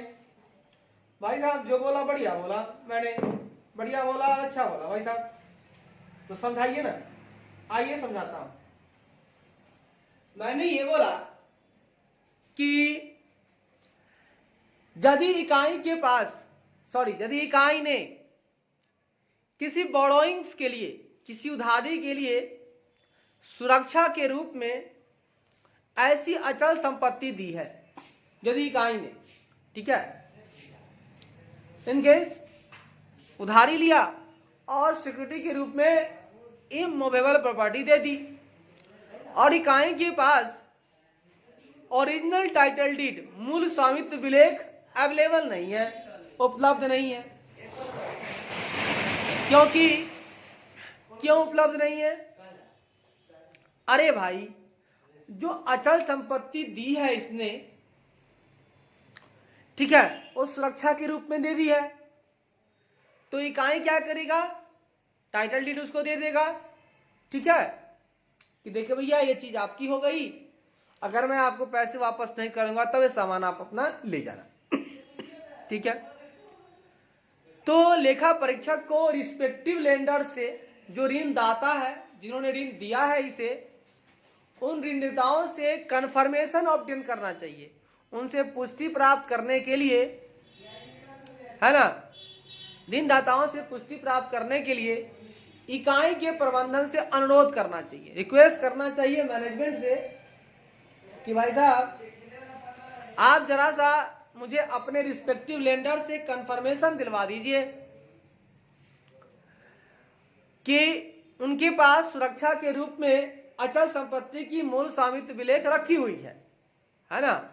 आप बस हमको इतना पुष्टि करवा दीजिए उनसे, रिस्पेक्टिव लेंडर से, वो खाली हमको ये बोल दें कि हाँ सर मेरे पास सिक्योरिटी के रूप में ना जो उनकी इमूवेबल प्रॉपर्टी है, उनकी टाइटल जो है, ओरिजिनल टाइटल डीड हमारे पास रखा हुआ है, क्योंकि हमने उनको ऋण दिया है तो बदले में उन्होंने सुरक्षा के रूप में मुझे अचल संपत्ति दी है, और दी है तो संपत्ति तो खैर उन्हीं के पास है, लेकिन टाइटल डीड हमको मिल गया है कि अगर उन्होंने पैसा नहीं दिया तब हम इतने टाइम के बीच तब हम उनका सामान ले लेंगे।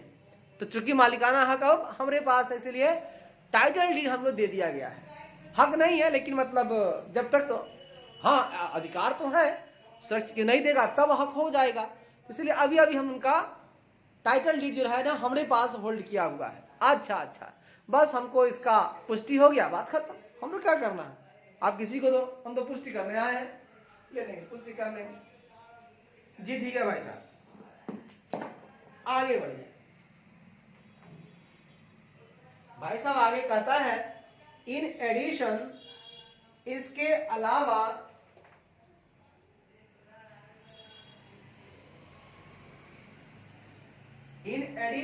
इसके अलावा the auditor should also verify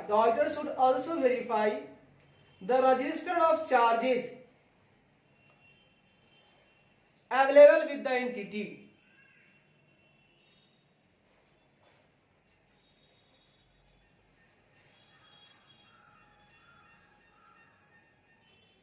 ठीक है, चार्जेज,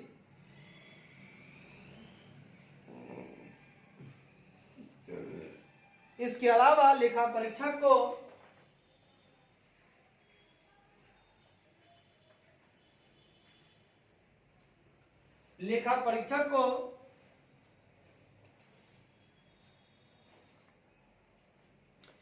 इकाई के पास उपलब्ध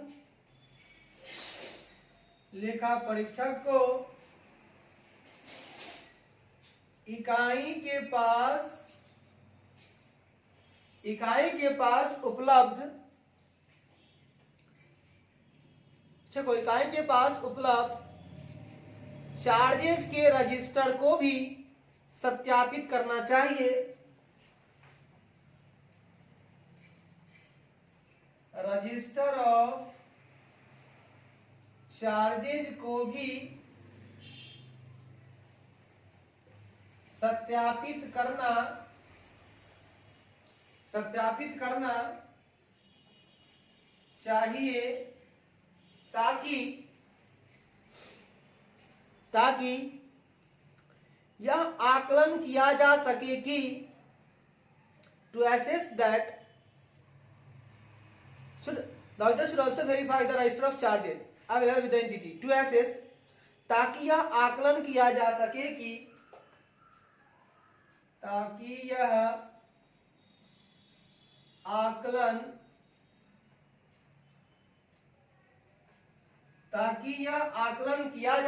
कि any charge has been created against the PPE कि PPE के खिलाफ कोई चार्जेस क्रिएट किया गया है कि PPE के खिलाफ कोई चार्जेस क्रिएट किए गए हैं। भाव साहब, हाँ सर,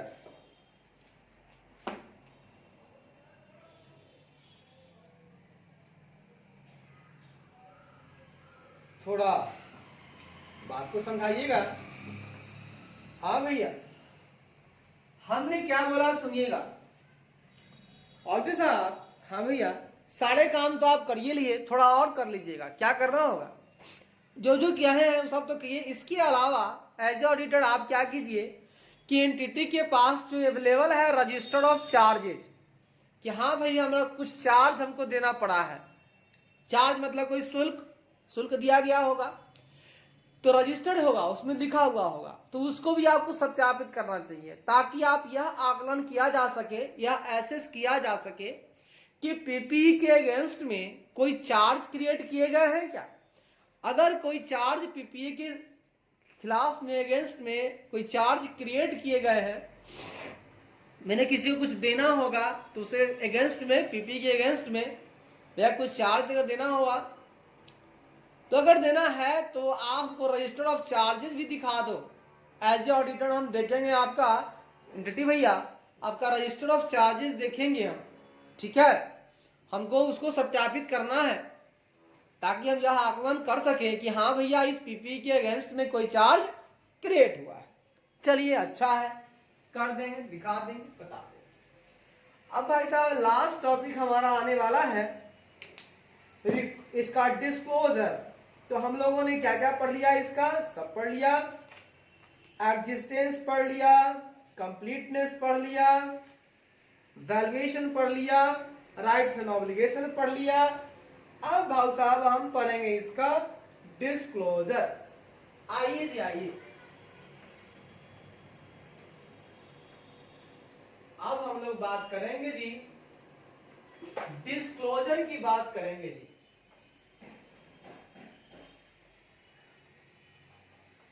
आइए जी आइए, अब हम लोग डिस्क्लोजर की बात करेंगे।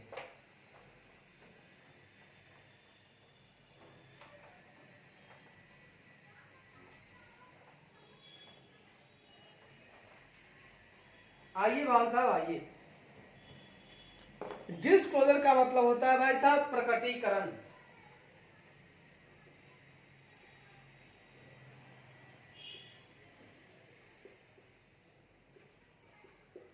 ठीक है, आइए हम लोग प्रकटीकरण की बात करें।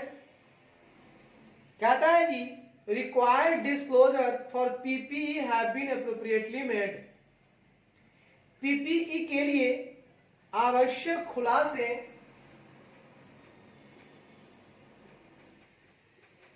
पीपीई के लिए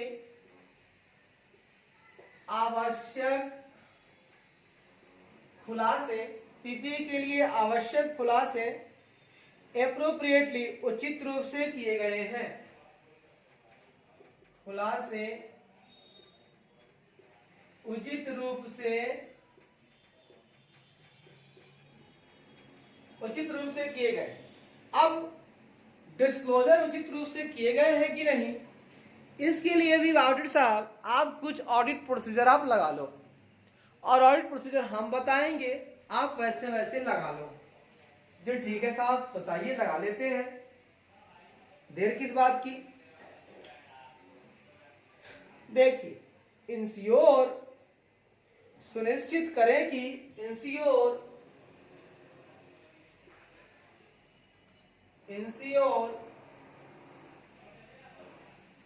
सुनिश्चित करें कि whether the following disclosure as required under Schedule 3 Part 1 to Companies Act 2013 कि क्या कंपनी अधिनियम 2013 की, क्या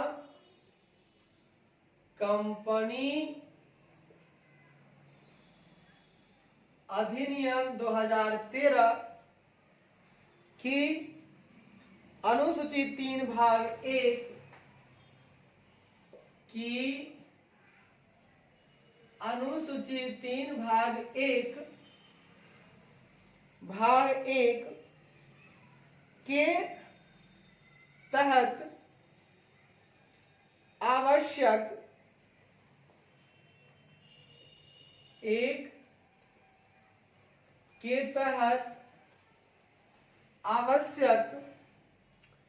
निम्नलिखित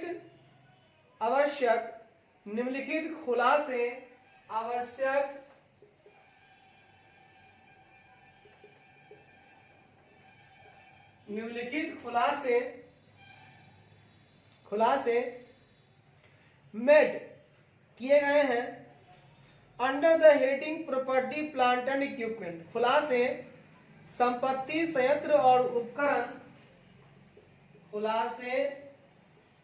संपत्ति, संयंत्र और उपकरण शीर्षक के तहत किए गए हैं, शीर्षक के तहत किए गए हैं।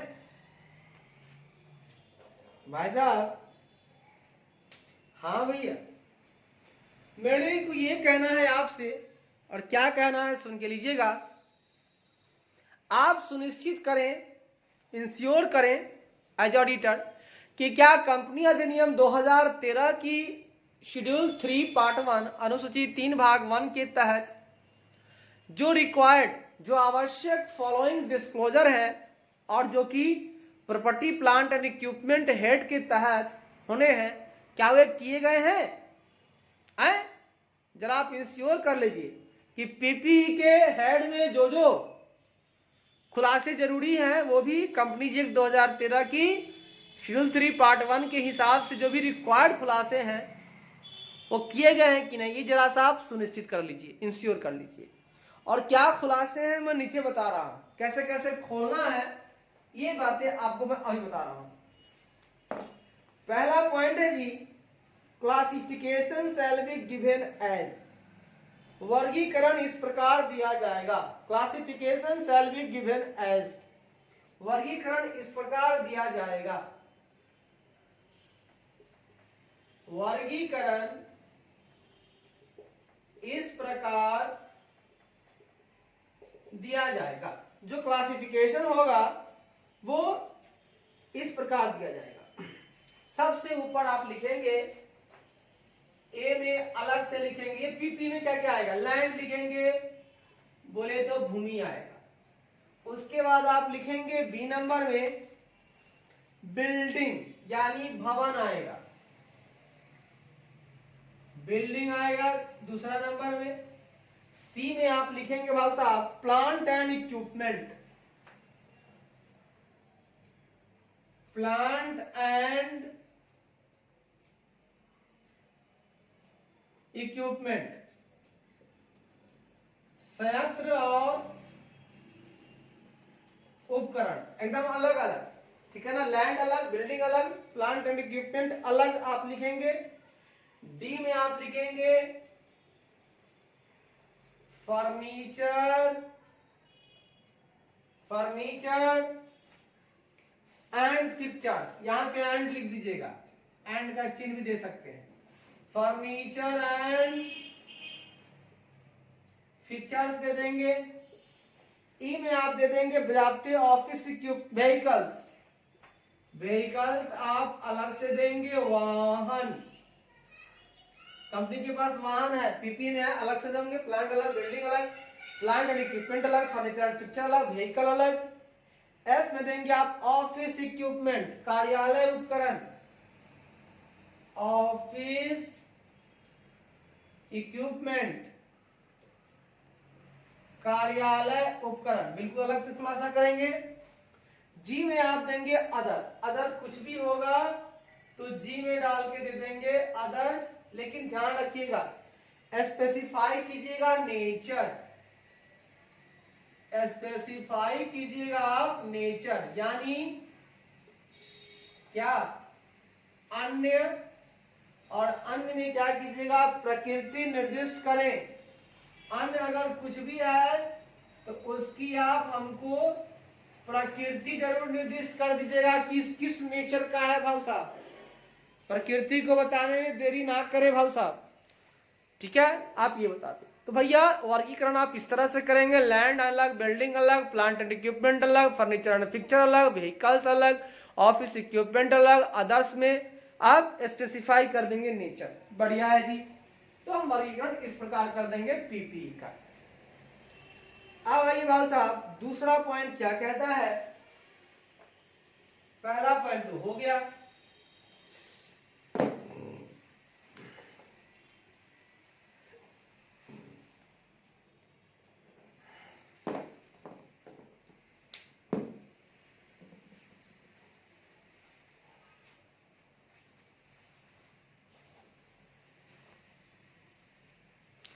आइए भाव साहब दूसरा पॉइंट देखते हैं कि क्या कहता है।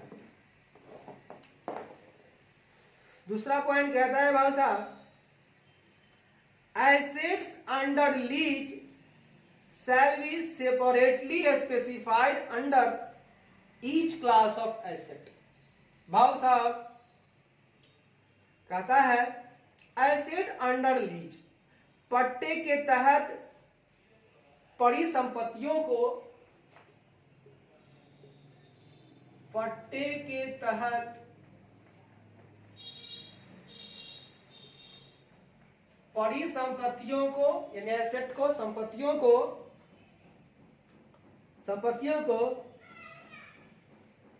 परिसंपत्ति के प्रत्येक वर्ग के तहत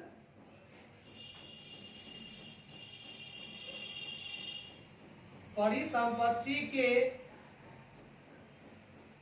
प्रत्येक वर्ग के तहत सेपरेटली स्पेसिफाई, के तहत अलग से निर्दिष्ट किया जाएगा, के तहत अलग से निर्दिष्ट किया जाएगा। भाऊ साहब बात को समझिएगा, क्या मैं कहना चाह रहा हूं कि अगर कोई लीज पे है आपके पास एसेट है लेकिन अंडर लीज है, तो अगर पट्टा पर कोई आपके पास ऐसा कुछ दिख रहा है कि भाई पट्टा पर हमारे पास संपत्ति आई है ना, या हमने पट्टा पर दिया है, तो उस संपत्ति के अब कोई भी वर्ग हो, जैसे मान लीजिए लैंड है तो लैंड वाले में लिख दीजिए अलग से लैंड वाले में लिख लीजिए लीज ऑन लैंड, ठीक है ना। ये जो है लैंड कहाँ है, लीज पे है ना। Asset on land on lease, land जो है लीज पे है। बिल्डिंग ऑन लीज, अलग अलग वर्ग का है, जिस वर्ग का होगा उसमें अलग से आप स्पेसिफाई कर दीजिएगा कि सर ये पट्टे वाला संपत्ति है, इतना अमाउंट है उसका, ठीक है जी, ठीक है, दिखा देंगे। तीसरा पॉइंट कहता है जी सर ये क्या कहता है, आइए तीसरे पॉइंट को भी समझ लेते हैं कि क्या कहता है आखिरकार ये, ठीक है, बढ़िया है साहब। आइए भाई साहब आइए थोड़ा और आगे चलते हैं, और तीसरा नंबर क्या कहता है इस पे हम लोग चर्चा करते हैं। हाँ जी, कहता है A reconciliation of the gross and net carrying amounts of each class of assets at the beginning and end of the reporting period। कहता है रिपोर्टिंग अवधि के आरंभ और अंत में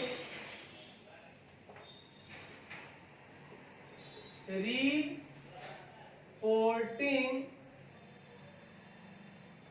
अवधि के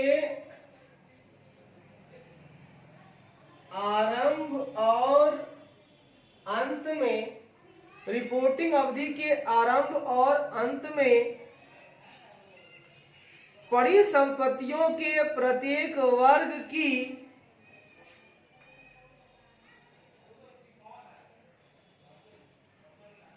परिसंपत्तियों के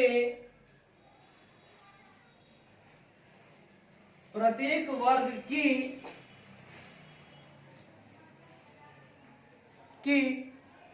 नेट कैरिंग अमाउंट यानी कि gross and net carrying amount सकल और शुद्ध वहन राशि सकल और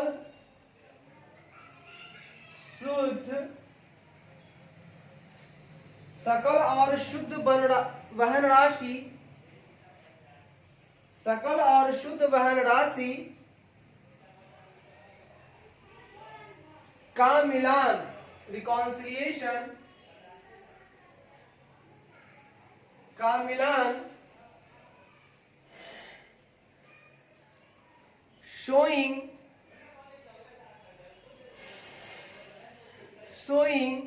addition, disposals, acquisition through business combination, amount of change due to devaluation. If changes 10% or more in the aggregate of the net carrying value of each class of property, plant, equipment, and other adjustment and related depreciation and impairment losses, reversal shall be disclosed separately, जिसमें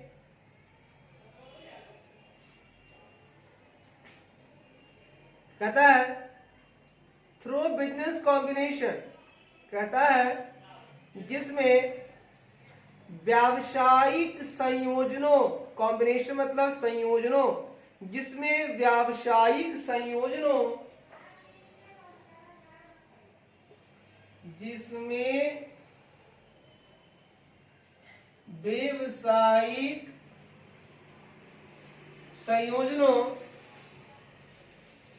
के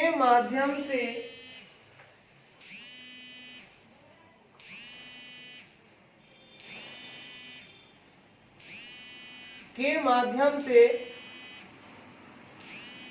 परिवर्धन, निपटान, अधिग्रहण,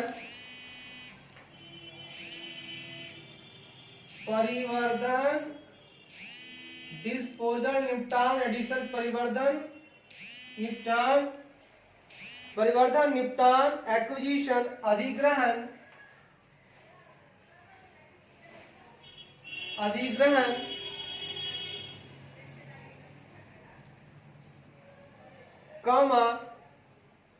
amount of change due to devaluation, पुनर्मूल्यांकन के कारण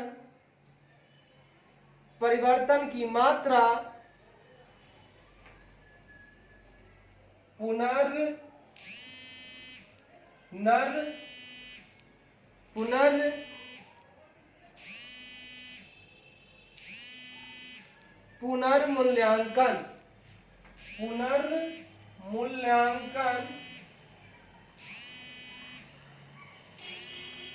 पुनर्मूल्यांकन के कारण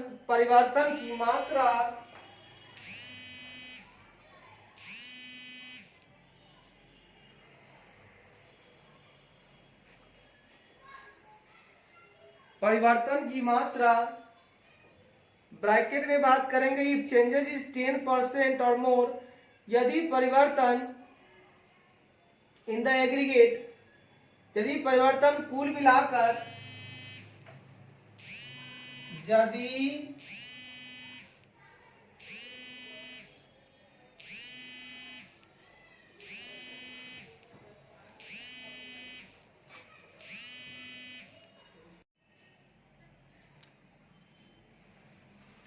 आइए भाई साहब आइए, तो यदि परिवर्तन जो है ना, कुल मिलाकर हम देखें तो मैंने कहा बातें बातें में करेंगे। यदि परिवर्तन कुल मिलाकर,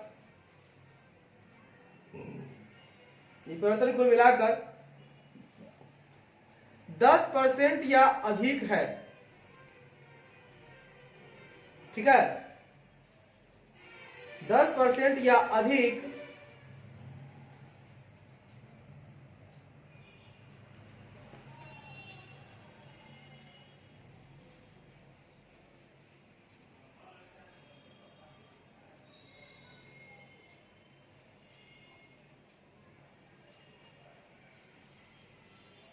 परिवर्तन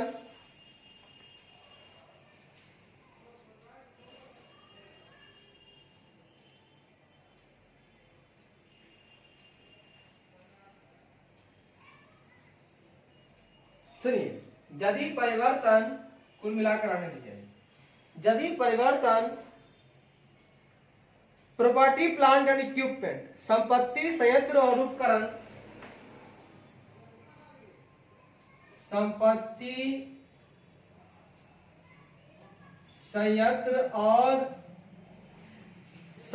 संयंत्र और उपकरण के प्रत्येक वर्ग के शुद्ध वहन मूल्य, उपकरण के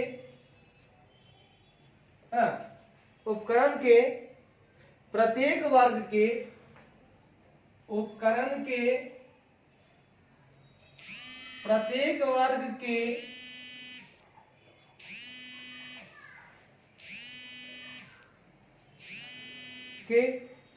शुद्ध वहन मूल्य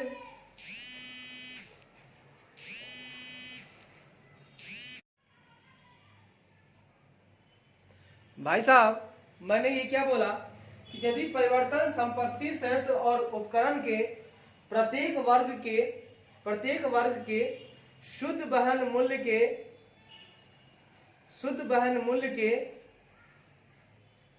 हाँ मूल्य के कुल का मूल्य के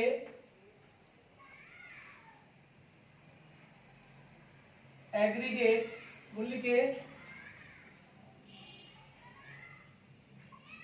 कुल का के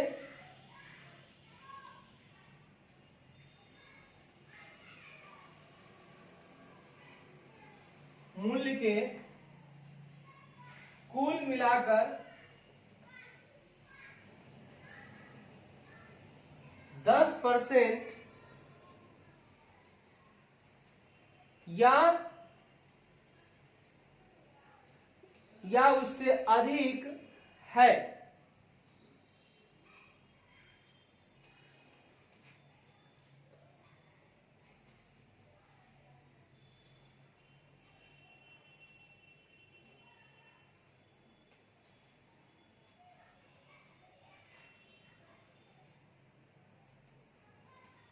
परिवर्तन की मात्रा यहां लगा दीजिएगा, दिखाया गया है, ठीक है, दिखाया गया है, ठीक है एंड अदर एडजस्टमेंट और अन्य समायोजन % या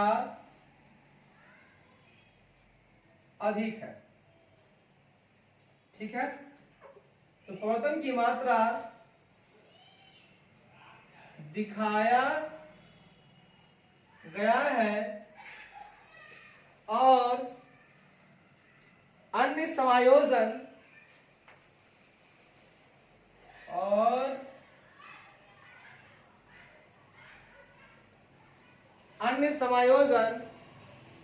और रिलेटेड डिप्रिसिएशन और संबंधित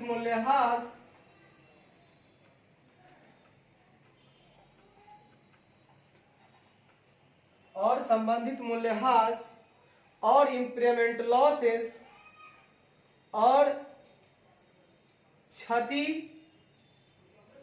हानि और इम्पेयरमेंट लॉस हानि या रिवर्सल उल्टा शैल बी डिस्क्लोज सेपरेटली, का अलग से खुलासा किया जाएगा। उल्टा का अलग से खुलासा किया जाएगा।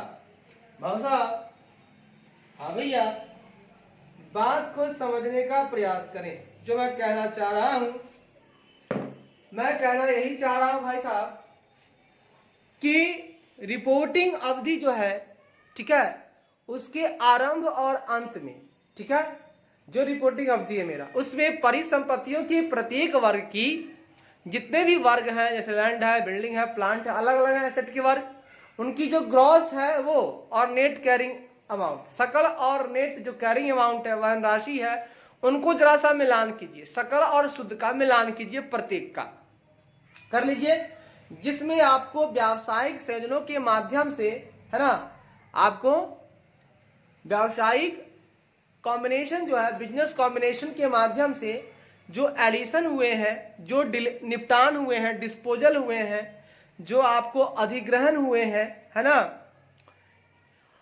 एक्विजिशन हुए हैं, या जो पुनर्मूल्यांकन के कारण, डिवैल्यूएशन के कारण जो परिवर्तन की मात्रा दिखाया गया है, ठीक है, सही बात है, जो व्यावसायिक संयोजन के माध्यम से हुआ है ना, संयोजन हुआ है, ऐसा संयोजन मिला है, कॉम्बिनेशन मिला है कि एडिशन करना पड़ा, डिस्पोजल करना पड़ा, एक्विजिशन करना पड़ा, डिवैल्यूएशन करना पड़ा, और जो अमाउंट थे उनको चेंज दिखाया गया है। और वो चेंज जो है, परिवर्तन, वो plant, property, plant and equipment के प्रत्येक वर्ग का जो नेट कैरिंग वैल्यू है, उनका एग्रीगेट को मिलाकर 10% या अधिक है, और भी कुछ अन्य संयोजन है, या कोई रिलेटेड मूल्यह्रास है, या इम्पेयरमेंट है ना, रिलेटेड डिप्रिसिएशन है, इनको भैया अलग से खुलासा किया जाएगा।